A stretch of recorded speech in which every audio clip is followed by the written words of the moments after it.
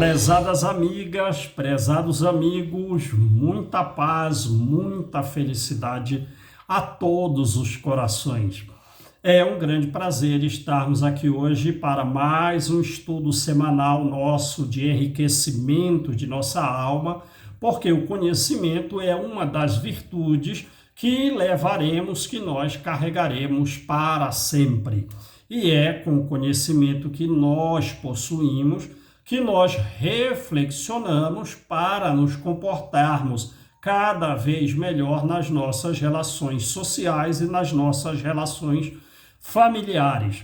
Então, sigamos com serenidade sem tristeza e com alegria sem algazarra.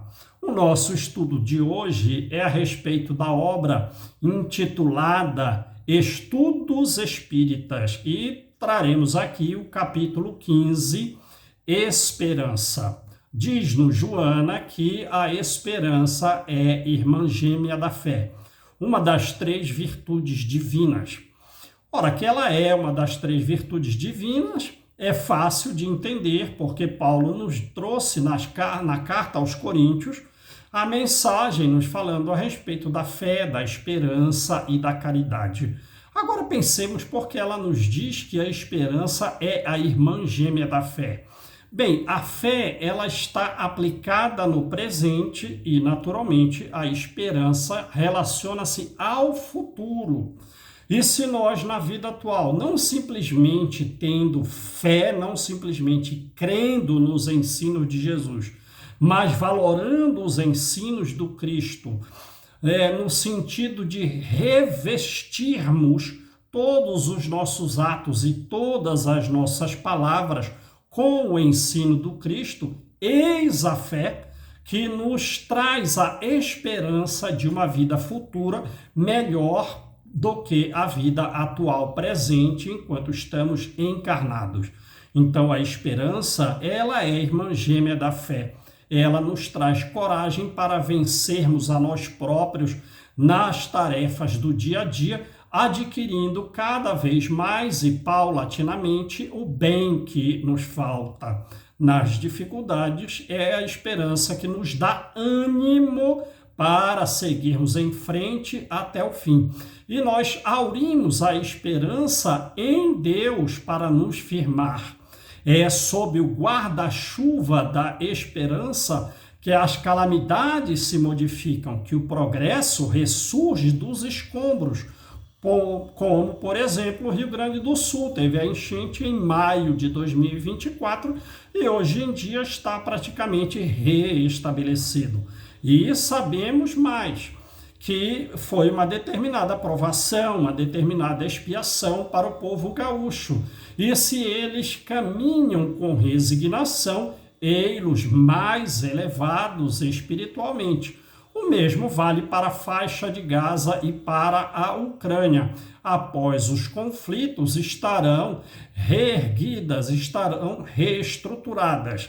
E se buscarem esses povos se resignar e não se vingar, ei-los progredidos significativamente pelo lado espiritual.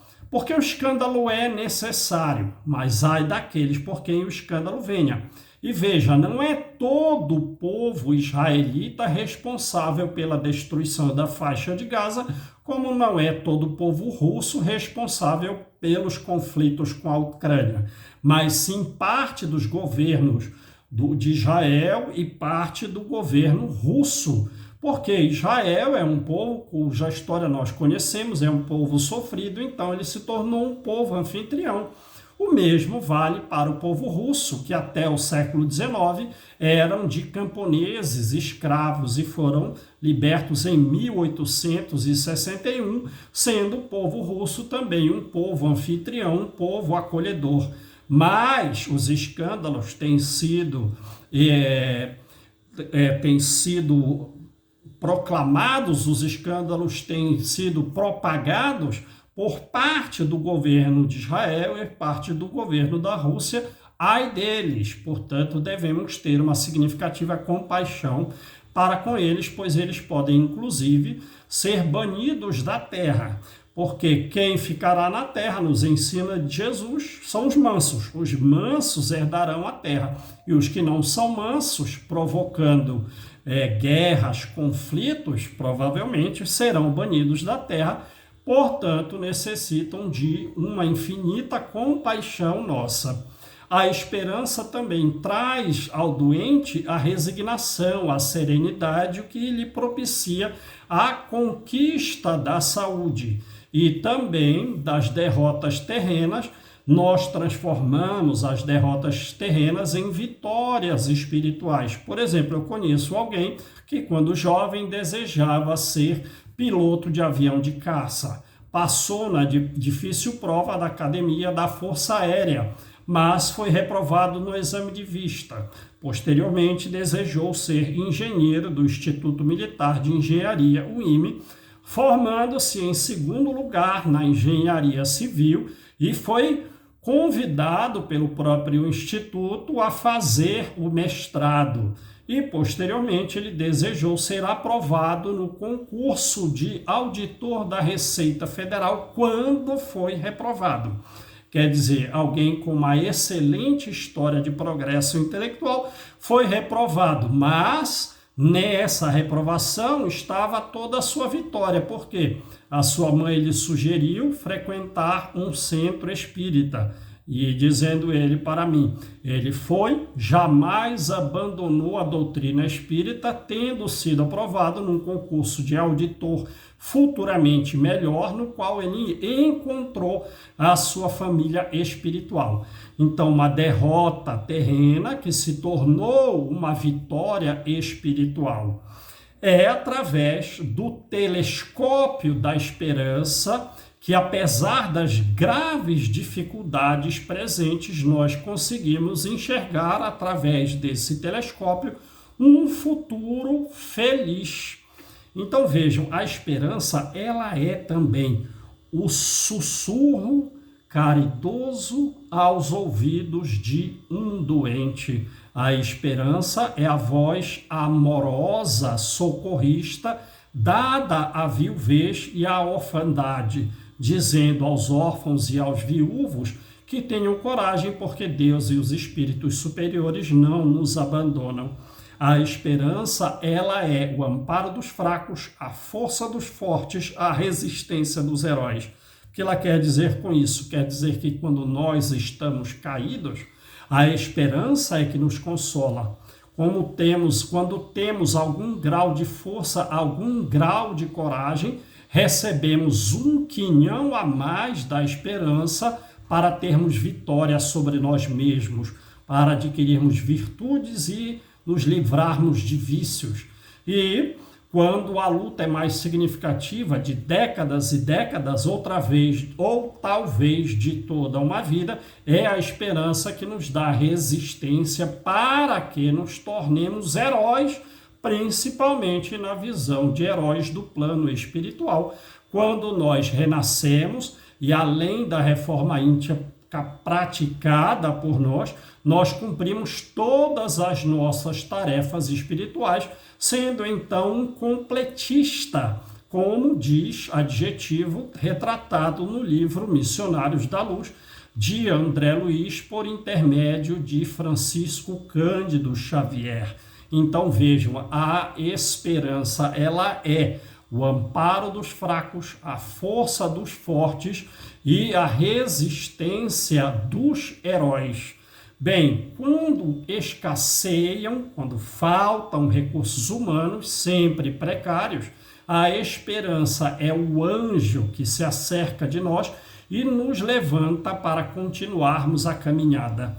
E teve um maior significativo de esperança para o mundo inteiro, de um levantamento do mundo inteiro, o nascimento em Belém e a crucificação no Gólgota, porque do nascimento em Belém até o Gólgota nós temos o ensino para que tenhamos após a vida, como nos foi mostrado através da ressurreição do Cristo, que a vida continua e que ela pode ser bela caso levemos uma boa vida terrena, que nós podemos evoluir tornando-nos felizes. E se aplicarmos esses conhecimentos do Evangelho em sucessivas vidas, nós podemos nos tornar espíritos puros, ou seja, com um grau de felicidade incomum, um grau de felicidade muito significativo. Então, os inimigos da esperança são quem? O orgulho, que nos torna petulante quando acreditamos somente em nós mesmos, sem contar com Deus, ou o desespero, pois o desespero nos leva a duvidar da misericórdia divina. Lembrando que, conforme o livro No Mundo Maior, de André Luiz, por Francisco Cândido Xavier, o desespero é uma doença que pode nos levar a transtornos psiquiátricos significativos. Então, percebam que a esperança, como é naturalmente fácil de entender, ela pressupõe a existência da fé.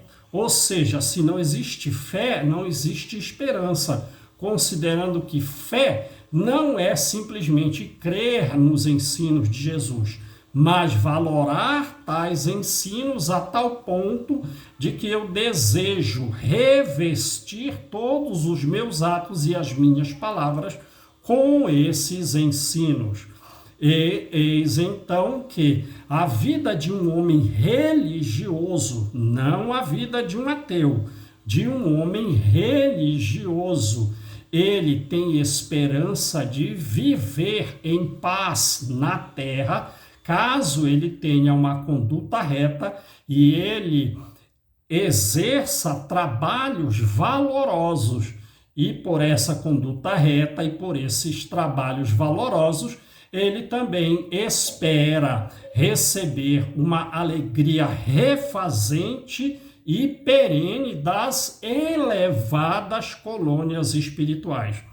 Então, se o sofrimento é consequência da leviandade ou do desvio moral perante a lei divina, a esperança, ela nos levanta diante dessas mesmas leis divinas. Eis a importância da prática da caridade ao lado da esperança, porque a esperança nos faz aguardar os bons frutos futuros da caridade praticada em ações, às vezes, principalmente diante de significativas dificuldades.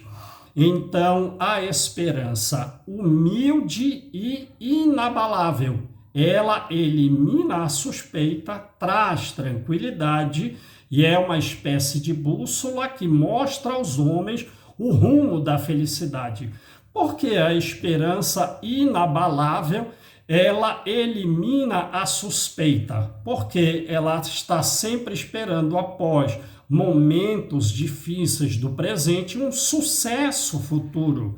Vejam, por exemplo, no livro Sexo e Destino, escrito por André Luiz, através de Francisco Cândido Xavier. Há uma jovem, o livro chama Sexo e Destino, com 20 anos de idade, que ela se relaciona sexualmente com o pai e com o filho. E o André Luiz suspeita que ela vai provocar em si mesma e também nos dois homens e na família desses homens com que ela se relaciona, sentimentos inadequados, problemas psicológicos, e então André Luiz suspeita dela que ela cause graves problemas para si mesma e também para os outros envolvidos na questão.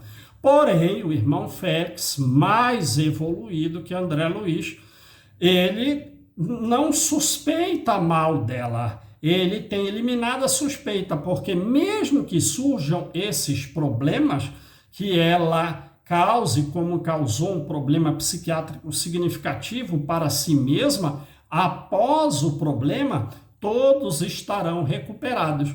Então, a esperança humilde e inabalável, ela elimina a suspeita, porque depois do problema, todos estão num estado melhor.